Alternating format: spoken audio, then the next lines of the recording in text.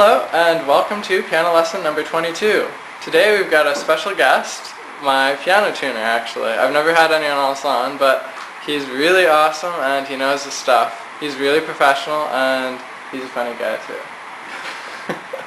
Okay, so basically this video is just going to be me asking him questions or him explaining stuff and going on about all his awesome knowledge. Okay, so here he is.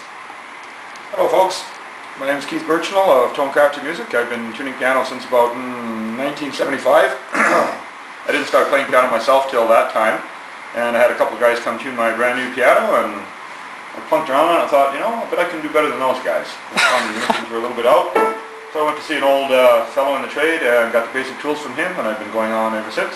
Apprenticed for 3.5 years in Edmonton back in the late 70s under a fellow with 34 years experience, and here I am still beavering away at it. Now, Andrew, I do have a request. If you can turn your... Oh, yeah, whatever it is that's making the white noise. The heaters to keep us warm. Extraneous noise can be quite aggravating. There we go. So the first thing I'm going to do is set A48 to A440. This tuning fork vibrates 440 times a second. So let's see what we got here.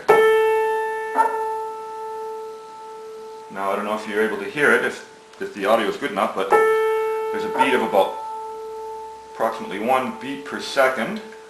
Now I'm assuming that this A is a bit flat to the fourth, and the way I will find that out is... Now, so what exactly are you doing right now? Okay, what I'm doing is I'm listening for a beat between this F and that A, and you can hear a very, very slow wave. Very slow indeed. I'm going to compare that to my fork. You probably can't hear it, but it's marginally faster with the fork.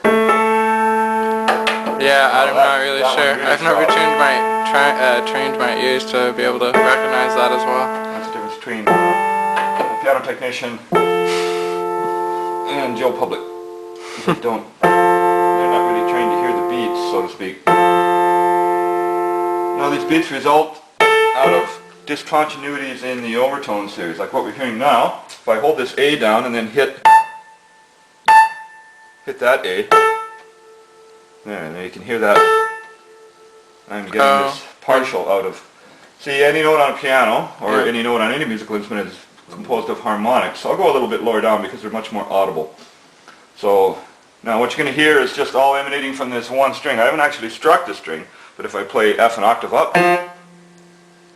No, let me go lower yet. There, you can hear that a little better probably. Yeah. And then... Okay, this is actually the first harmonic. Second harmonic. Third harmonic. Fourth harmonic. So, as you can hear... Now, strictly speaking, those are not first, second, third, fourth, etc., but just for convenience we'll call it that. So you hear those tones make a major chord. Yeah, you're just playing an F chord basically. Yep. So the beauty of that is that when you play a given note on most any musical instrument, it actually has a major chord built into it. Now I'm getting a little bit off track here. So if you have one note that say vibrates 200 times a second and one that vibrates 201 times a second, you're going to hear a wave of 1 a second. Once a second you will hear a wave. This is gross oversimplification. So the object of having things in tune is so that those waves disappear. And they match up just and they match perfectly, up. right? But with pianos now, because you want to be able to play all combination of notes in all keys, everything actually has to be a little bit out of tune. If I was to start on this low A and tune that E perfectly to the A, and then the B perfectly to the E, the F sharp perfectly to the B, and so forth. By the time I got up to this A, went through the whole series of 12 different tones and arrived back at my starting point up there, they wouldn't even sound like the same note. This A would be much, much sharper. So with equal temperament, what we do is we take that air and divide it by 12. And, I actually was learning about that before. Yeah. And then you get what's called a wolf fifth, right? That's right, yes. And that's why they couldn't modulate into different keys as easily, so they equaled it out so that you could... That's when Bach composes well-tempered... No, that's not why he did it. Can't remember now. Well, actually, at the time they used a number of different temperaments. There's various mean tone temperaments, and also various other equal temperaments. But it happens to be the one that we use mostly nowadays. If you're interested, you can look up, say, some authentic Mozart era piano done on the old forte pianos, and some of those should have a variety of different tunings. So before they actually got into equal temperaments, keys such as G flat, F sharp, major, and B were sort of thrown to the wolf, so to speak, because that's where all the hideous dissonances were, like the howl of a wolf. So they just didn't really play much in those keys. But Bach, he was intent on doing everything in all the keys possible. So that's when equal temperament per se started to become more popular. Anyway, so now there's a little brief complicated exposition on tuneness and out of tuneness. So part of the piano is actually out of tune, but in a way that is not really noticeable to most people. The rest of it should be as in tune as possible. Now, first thing I'm going to do is knock this F down a hair. See, this piano is gone sharp in some places and flat in others. And now I'm starting to hear a wave that I can work with. That's good.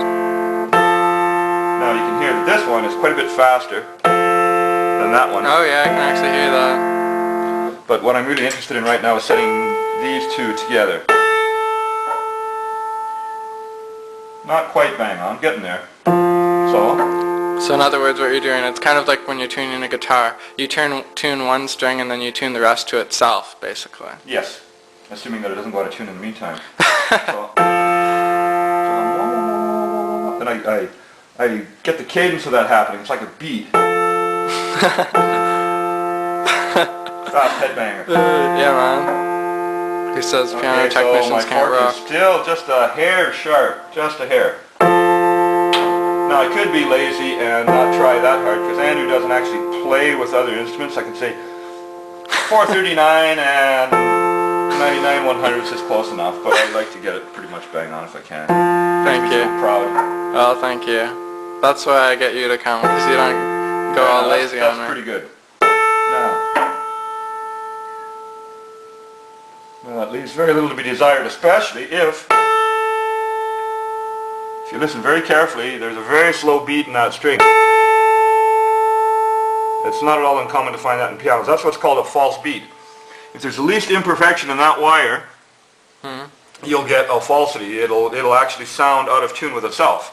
And that can greatly complicate the tuning process, because you try to get things so they sound like they have 0 beats, but if one string has a beat and another string has a beat, you're not going to accomplish that. So you have to kind of average it out. And in any case, that is part of the peculiar tone quality of the piano. Then there's another thing that's called inharmonicity, which is due to the stiffness of the string and the amount of tension it's under, that the string in any case is, the overtones are out of tune. That is, as you go up the overtone series, the overtones get sharper and sharper. That's quite bizarre, and it's a fairly peculiar thing to other pianos. It's not unique to it, but it is very much a very strong characteristic of piano tone. And that's something that the skilled technician will work with, and that's part of what gives a given piano its characteristic tone. It can be a very pesky thing to deal with, particularly when you're going from a plain steel treble or tenor trichord down to a copper wound bichord. Oftentimes the inharmonicity will change, and all of a sudden the beats between the different overtones start to get really weird. So I'm going to carry on now. Okay, this has got to come up. It can be a very physical thing, tuning a piano. Gotta get your body weight into it. I don't know. Now I will point out, for those of you that may know something about piano tuning, I have about 30 years of the Piano Technicians Guild journal at home, and I keep thinking this article written by a fellow by the name of Newton.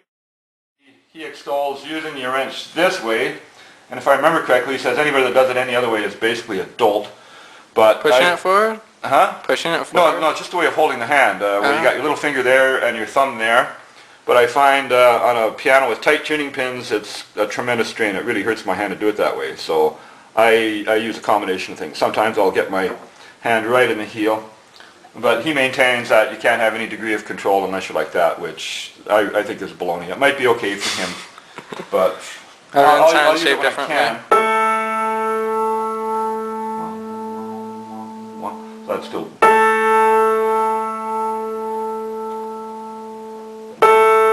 Now it's essential on a piano that you actually turn the pin in the hole without doing it unduly. This is still quite a new piano, so it's pretty stiff. Now, when you actually turn the pin in the hole, what you're also doing is you're twisting the pin, the part of the pin that's out of the hole. So that gets to be a tricky thing. You want to turn the pin in the hole, and then that little bit of twist that you have on the pin that's outside of the hole, you want to eliminate that as much as possible so that the piano doesn't go out of tune quickly. That's interesting. I didn't know that.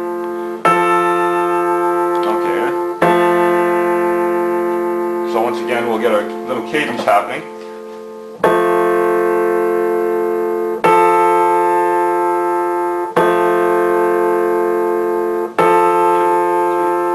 Now the upper one still just a shade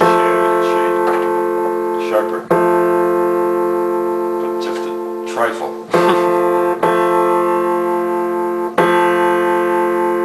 This would be a daunting task for me to now, did do you hear myself. how when I took my hand off the wrench, the pitch rose slightly?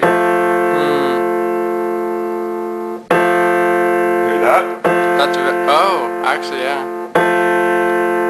It's very subtle though. Yep. If I wasn't listening for it, I wouldn't have noticed. See, those two are about the same now. That one's still a trifle faster.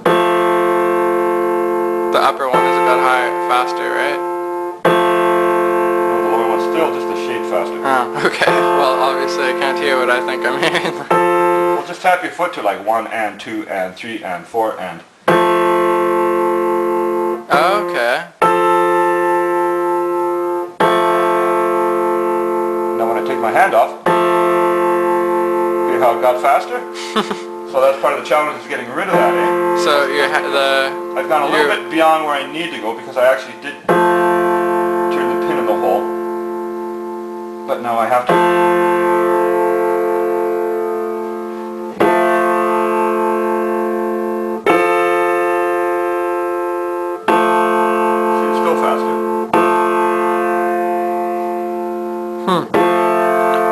I never thought of, and I always thought you heard it by like if it was high or low, not by like the wave pattern.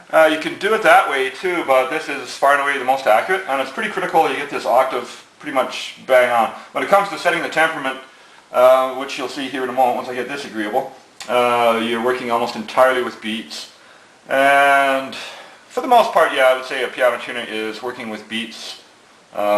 But there does come a point, particularly tuning in the treble, where one starts to expand the octave a little bit as you go up. It should be so much that it's distorted, but it should be enough so that you're taking into account the inharmonicity of the piano, and it gives a little bit of sparkle, because, as I was saying, the overtone series tends to go sharper as you go up, and on this low F, for example, the overtones just about go right off the end of the piano.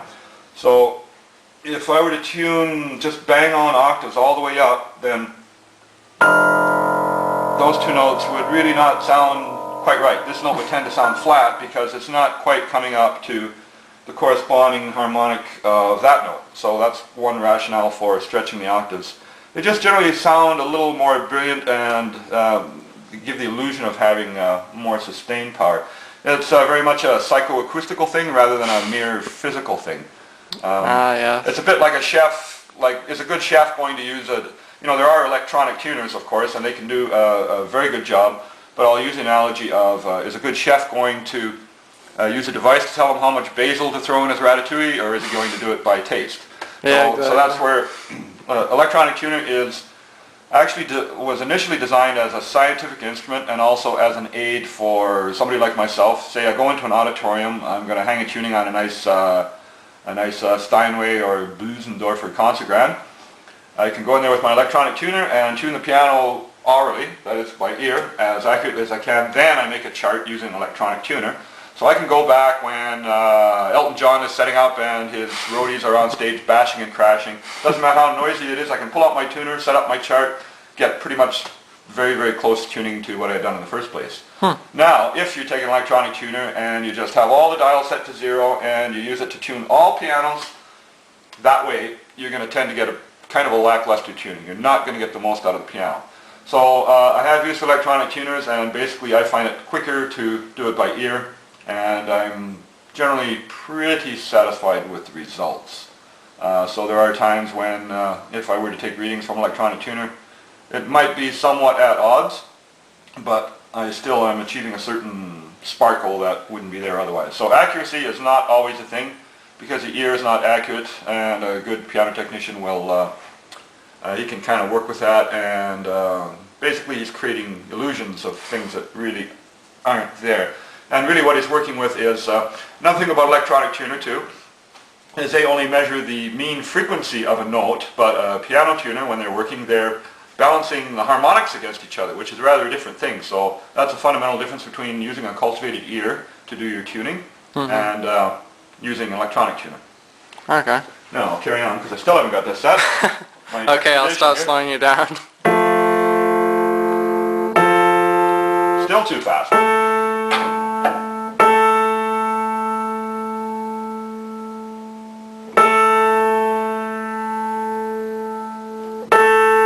Now actually this is about the optimal position to have the wrench at on a grand. Somewhere in between there and there, wherever let me go. But I switch my arm around because I've suffered excruciating shoulder strain, so I kind of mix it up a bit. Yeah. Very slow now.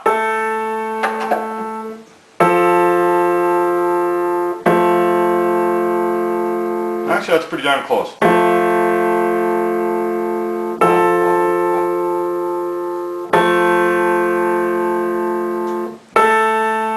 Sound okay? Yeah, that does sound good. Okay, so You're the final judge out though. a little bit. See, there's a good false beat. See that? Wow, Yeah. wow. That's pretty conspicuous. The bass isn't too bad for false beats usually, unless there's something wrong with the bridge. It tends to be more in the higher treble where they're more manifest. It's probably because the string doesn't have as much sustain. What you're hearing is it's more of a simple sine wave. So things like that become quite a bit more apparent. Any little defects in the strings, any false beats. Also the string is much shorter, much stiffer, so that tends to aggravate the situation. Hope Yeah, I'm that making makes sense to everybody. Now, okay, so I start setting the temperament. See, it would actually be easier in a way if the piano was more out of tune. Yeah, well, it's always hard to, I guess the gray areas are always, like it's just like in real life, it's a lot easier to make choices if they're black and white versus gray. Yeah, for sure. And also, well, it's like any other system too. The closer you come to perfection, then the more the defects kind of stick out. Anyway, so now I'm tuning E to A, and there should be a wave of approximately 4 beats in 5 seconds. Now I don't sit there with a stopwatch, I never did really. I just kind of go through the whole temperament, and I know pretty quick if it's working out or not. After tuning umpteen thousand pianos, that sounds approximately correct. Now that one's got pretty good wow to it. This Yeah. B is quite a bit sharper than it needs to be. Now, as I was saying, because this error going from A to A is so sharp, if you tune everything perfectly in tune, then everything has to be made a little bit flat. So all your fifths are flat, and because a fourth is an inside-out fifth, they have to be sharp. And your major thirds are sharp, your major sixths are sharp, all your minor intervals are flat because they're inverted, it's like right? the inverted of the, Yeah. Now, this is very tight. So it's like I'm a deep-sea fisherman reeling in a big one. I'll also point out too, the average string tension in this piano is probably good 190 pounds. Also, the plate is very cool. is that Cool bad? piano. There's 220 odd strings. I didn't bother counting how many there are exactly in this model. So you get quite a terrific force of in excess of, say 44,000 pounds or 22 tons, which would be enough if you could harness that to this house and then let it go in a jerk. It would be an earthquake scale force that would probably just about yank the house off its foundations. Wow. So the plates here that withstand all that pull, they're quite a marvel of engineering. Any given section on this is more than strong enough to withstand the pull of that given section. Otherwise, if I had to restring the bass and I took the tension off, the whole thing could crack from the strain of the other string. So they really have to overbuild them. Now, actually, they should be even heavier yet because pianos don't just have these steel plates, they also have wooden posts at the bottom, and on an upright, of course, they're in the back, or a vertical piano, as we call them. Now, an engineer will tell you that there's no point in mixing a system that has two different elements in it, such as cast iron and wood. They have different coefficients of expansion altogether. But if they were to do away with the metal brace or the wooden braces, then the plates would have to be correspondingly heavier, so piano movers would be grumbling even more. So as it is, there is a bit of a compromise, but there are some exceptions. For example, the Alfred Knight piano made in England, they make a lovely little it's a 40 or 42 inch piano. They have no back posts, and the soundboard is quite a bit larger as a result of the design. Also, the Aston Waite piano made in Salt Lake City. I've had two actually. The first piano I ever owned was one. It's a similar design too. Right now I've got a 50-inch Aston Waite at home, and the piano takes up most of the back because there are no wooden braces. And I also have a 7-foot Baldwin semi-concert grand too, an SF10. How many pianos do you own? Well, my wife and I, between us, used to own 8 pianos, 2 of which were grands, harpsichord, clavichord, tuba, French horn, trumpet, trombone, transverse flute, guitar, bass, dulcimer, etc., etc., etc. My wife has since passed away. I've liquidated most of the pianos and the harpsichord and the clavichord, but most of the other stuff I still have. Anyway, I'll carry on. I'll never get out of here. I have to drive some distance to... Alright, well, I've only got about 3 minutes left on this memory card here, and then I can upload it, and then we can wait until we get to the next part if you want to explain anything later, or you can just end it.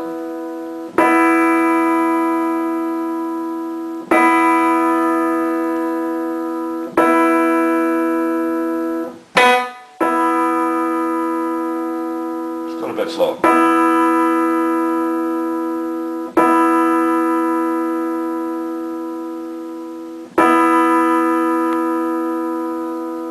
Yeah, it's getting there. If you can hear it, it's very slow wow. Yeah. Now this fifth I knocked down as well. Now here's one of my checks is this major sixth. Now that beat is quite obvious because it's pretty fast. It really chatters when you listen to it.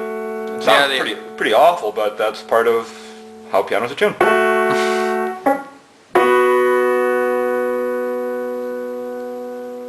Now your fourths should beat a little bit faster than your fifths. Now here's the difference between the relative speed. That one's quite a bit slower than that one, so that indicates that this C sharp, D flat is fast. Sharp, pardon me. Now once again, I have to go down and turn the pin in the hole, and then back again. Just till it just turns. Wasn't quite enough. There. Still not enough. See, by the time I get the twist off the pin, it's dropped unacceptably flat. Now we're getting there. Now what I'm doing with this, when I give it a hard blow, and it's quite unnecessary to brutally pound the snot out of the piano when you're doing this. It's better actually to play quite softly because it tires your ears. Yeah. And the more violently you hit, then the beat rate actually winds up being faster. The string has got a larger excursion when it vibrates. Yeah. So the beat rate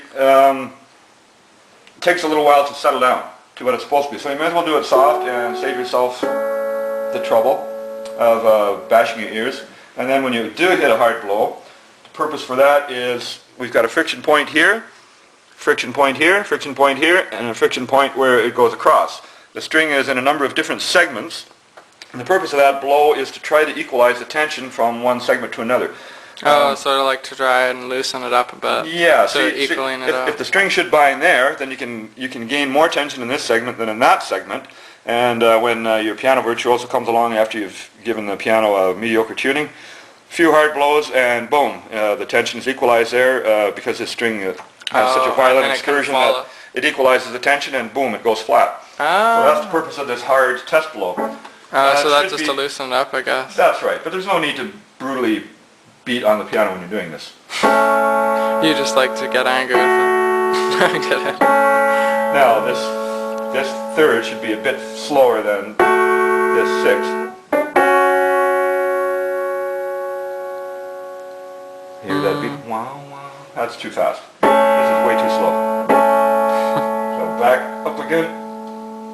See, now this is really tight. If I tried doing it like that, I'd get quite severe strain in my hand. Okay.